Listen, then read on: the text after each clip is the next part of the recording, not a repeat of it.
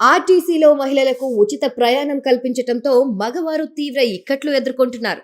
అందుకే ఈ రోజు హైకోర్టులో పిటిషన్ దాఖలైంది. రాష్ట్రంలో కాంగ్రెస్ ప్రభుత్వం ఏర్పాటయ్యాక గత డిసెంబర్ 8న జీవో 47 ద్వారా ఆర్టీసీ బస్సుల్లో మహిళలకు ఉచిత ప్రయాణ సౌకర్యం కల్పించింది.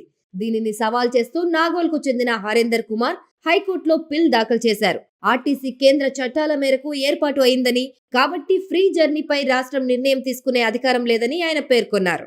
ఫ్రీ జర్నీ వల్ల అవసరం లేకపోయినా చాలా మంది మహిళలు బస్సుల్లో ప్రయాణిస్తున్నారని, దీంతో పనులపై బస్సుల్లో ఎక్కే మగ ప్రయాణికులు ఇబ్బందులు పడుతున్నారని చెప్పారు. పిల్లో ప్రతివాదులుగా రవాణా శాఖ ముఖ్య కార్యదర్శి, ఆర్టీసీ చైర్మన్ తో పాటు కేంద్ర ప్రభుత్వాన్ని చేర్చారు. గవర్నమెంట్ పథకాల ప్రచారం పేరుతో వ్యక్తిగత ప్రచారానికి రాష్ట్ర ప్రభుత్వం న్యూస్ పేపర్లకు యాడ్స్ ఇవ్వడాన్ని ప్రశ్నిస్తూ దాఖలైన పిటిషన్ పై హైకోర్టు విచారణను మూసివేసింది. సుప్రీంకోర్టు గతంలో జారీ చేసిన గైడ్ లైన్స్ ప్రకారమే ప్రభుత్వం న్యూస్ పేపర్లకు యాడ్స్ ఇవ్వాలని ఆదేశించింది. Common cause versus